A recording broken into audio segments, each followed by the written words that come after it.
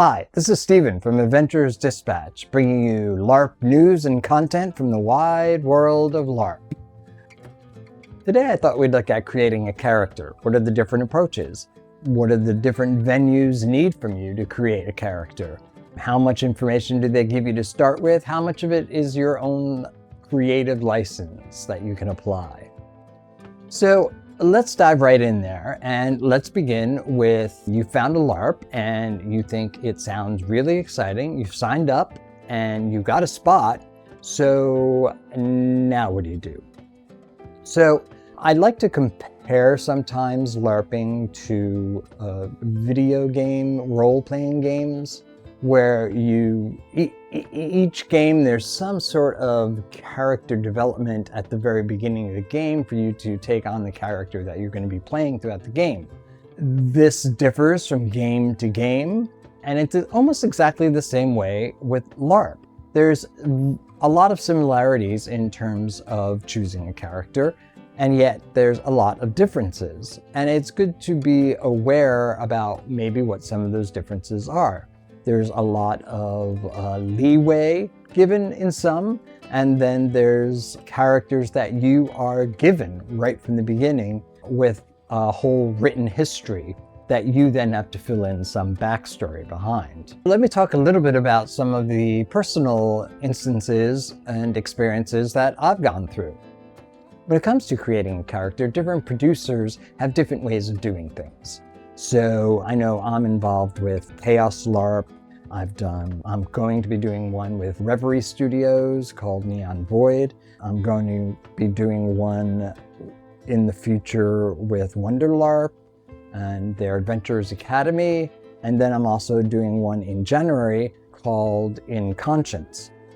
So each of these different games have different procedures that you need to go through.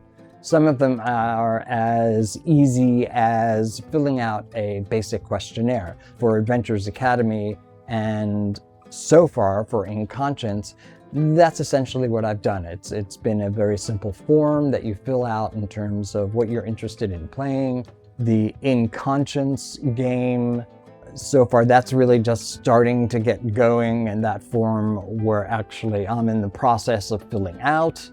And Adventurers Academy, we filled out a brief form and they gave us very brief ideas about who our character is going to be so far, where they're from, what type of character they are, whether they're, a wizard or a fighter. But the one that I've had the most experience with, which is Chaos League, that has been a very interesting process. And actually, it's one that I really like. They give you, there's usually about 100 people for each of their games, and they send out character sheets. It lists all the characters, 100 different characters, and it sort of has broad topics outlined, so you can find which of the characters you're more interested in, and then there's links to go to a character bio sheet, and there's always plenty of room to fill in background and to fill in quirks for your character. The type of stuff that they assign you is more like they run their games around their pillars, which is usually have to do with some sort of work, some sort of relaxation or leisure activities. And so you've got a very sort of finite group of people that you're around, although you can go outside of those groups and meet other people. But those are the groups that you're interacting with, and they give you personal connections where you have history with people, and usually you wind up working with those people, so you've got some sort of personal history going on, and then you fill in the background. For instance, I was assigned a character that for the latest game that I did with them called Eclipse, I was given a character that it essentially said he just lied all the time. And he was, trying to figure out who he really was. Well, that kind of bored me a little bit. So I have had experiences with compulsive liars in the past. And so I brought some of that experience into play. knowing that when compulsive liars lie, they go for broke. As it's almost like the more ridiculous the lie, the easier it is to believe, because it would be so ridiculous that nobody would ever say it. So I knew somebody who had claimed that they were from London, and they talked with a British accent, and it wasn't until very late into my friendship with them that I found out that they weren't from London at all, and that they were actually from Oklahoma and had lived in a trailer park growing up. But they needed to put on this air of something else to get through life. So I kind of took that and I made my character blind, but not really. I was pretending to be blind to get sympathy. So you can see the way that characters, from even if they give you a whole sort of background and history, you can take it and run with it. So I like that idea of getting information about who my character is supposed to be and then tweaking it so that I can make it more interesting and more fun to play.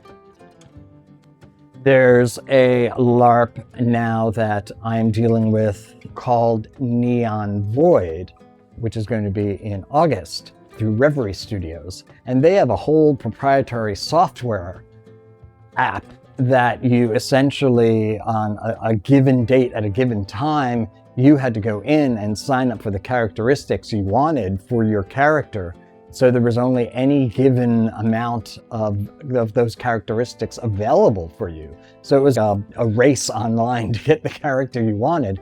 And unfortunately, halfway through my process, the character that I wanted to develop, one of their characteristics, was not available anymore. So I had to choose something else, but I had already chosen a bunch of things, so I didn't want to go back to the start and get behind in the queue and lose out even more options. So I just plowed forward with the character that I'd already developed that had been reliant on this one aspect that I wasn't getting anymore. So I wound up with a totally different character than I wanted, which, as it turns out now, is fine, because you can take these things and you can manipulate them, as I did with the character for Eclipse. You can manipulate them so that they're much more interesting and much more fun to play, which is what I'm doing now in August. And I'm looking forward to playing this character now. It's going to be a lot of fun. So as you can see, there's a lot of different ways that you can develop a character. The game that got me interested in LARPing was only a couple of years ago, the Star Wars Star Cruiser. And that was, you create your character from head to toe, backstory, costuming, personal dramas, everything. And then you showed up at the venue and you chose a tract that you wanted to follow, whether you wanted to be a Jedi or a scoundrel or work for the First Order. So those things basically you set in motion beforehand. And then they had NPCs, non-player characters, or actors in this case, very professional actors, guiding you through moments while you all along are playing the character that you developed to begin with. So replayability was fascinating, because every time you went as a different character, I actually went twice. And the first time I was a gray Jedi. I followed the Jedi Pact and a little bit of the Scoundrel Pact, which surprised me because that turned out to be what was actually the most effective and most wonderful experience that I had. And then the next time I went as somebody working with the First Order, which totally changed my experience. So there's a lot of different ways that characters are developed or programmed within the game. And essentially, as long as you're showing up to what the organizers are asking of you, you're going to be okay. It's that showing up piece that sometimes gets difficult. So what if you're stuck? You know, I made a living very early on as an actor. And so I rely heavily on some acting techniques in building a character. I was very method in my youth. Forgive me, oh great Sanford Meisner gods. And so I was very used to building a character from the ground up, given the circumstances going on around me. So there's a couple ways that you can look at this, and certainly one of the beginning ways that I start when I'm building a character is, what do I want them to look like? Is there a general, like, if I'm playing a sci-fi space game, or if I'm playing a fantasy game, is there an outfit or something that draws me? Is there something, do I want to look beautiful? Do I want to look ugly? Do I want to look scary or comedic? So you can take that and you can find aspects to a costume. I've just actually started, for a couple of these games, I started Pinterest boards where I would go through and I would take ideas about what I wanted the characters to look like. And that actually helped me define, like, well, why would that character be wearing that? You always have to remember that when people see you, there's a bit of your character that you need to be telling them immediately with your costuming. For instance, I'm going to be playing in Bunker 101 coming up in July. I'm going to be sort of the reporter in the bunker. So now the idea of Bunker 101 is that, in the 50s there was a world war, and this is the last bunker of humans left. And so I wanted, as I said, the character was supposed to be sort of like a reporter, always trying to find out the truth behind rumors and try to make sure that that truth won out in the end. Nothing was beyond the cost that truth might entail.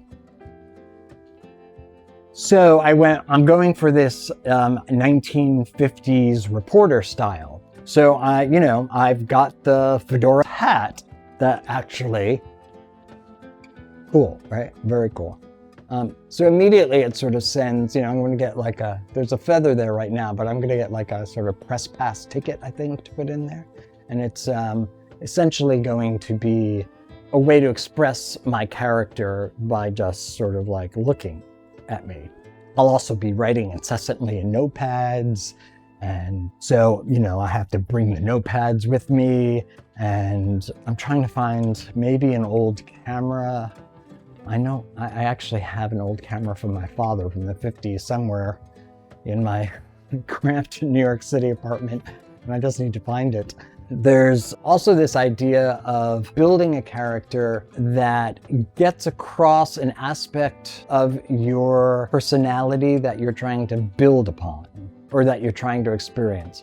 So something very difficult for me is, I'm one of these introvert, extrovert people.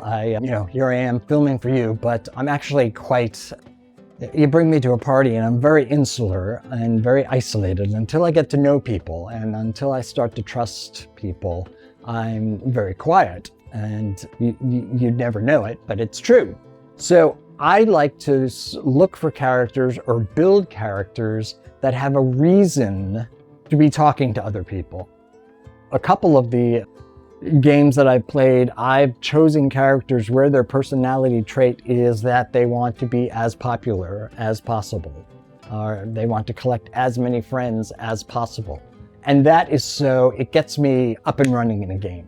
I like to find those things where, okay, how am I going to start? Like, what's my impetus to get me going and throw me into the game? This sort of aspect of being a reporter appealed to me because I can start asking questions quickly.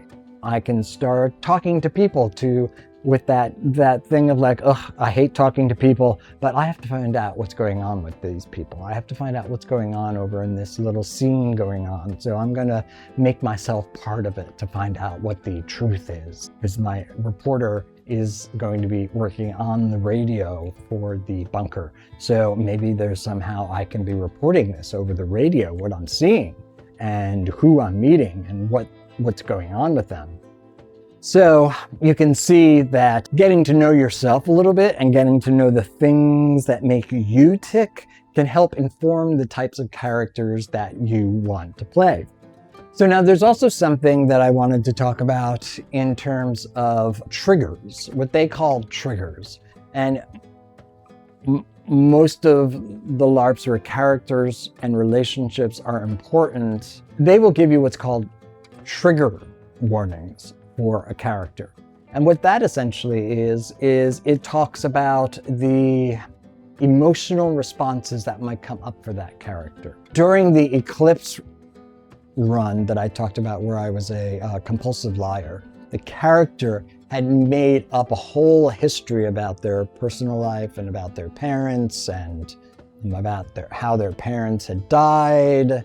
And I would get very weepy when I told, would tell it, but it was all made up. And I actually, was claiming I was the celebrity's son. And of course, with the things that had happened back on Earth, they had all perished, and I was so upset. And yes, my parents are celebrities, and oh, awful.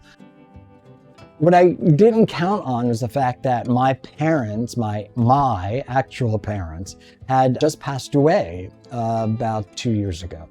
And, of course, the grieving process is different for everybody, and I went through a whole process myself.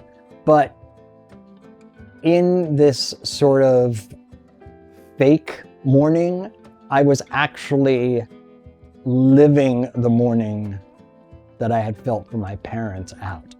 And then when confronted with my lies, I had to mourn again for my true set of parents as the character. So I spent easily 24 to 48 hours just crying. I mean, I was just a blubbering mess the whole time, and I did not expect this. And so when I left that LARP, it was an amazing LARP. I mean, it sounds miserable, but it was worth, oh my God, it was worth it. It was so wonderful. And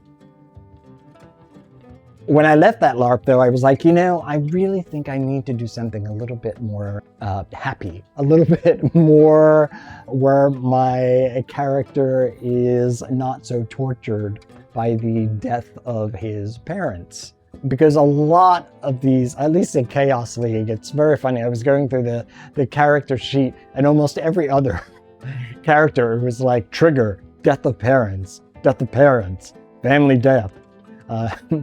So I was, it's a great way, they list the triggers out. So it's a great way to avoid the things that perhaps you don't want to be dealing with. Not necessarily the things that you're trying to avoid, but maybe for this weekend, you don't want to go there. And that's perfectly fine. So pay attention to what they call triggers, because those are the things that the characters themselves are going through, but they might be triggers for you. And lastly, think about where it is you might want to end up at the end of this LARP. What does your character want to accomplish? Now, this may change, and it probably will change, and it's good that it does change over the course of play.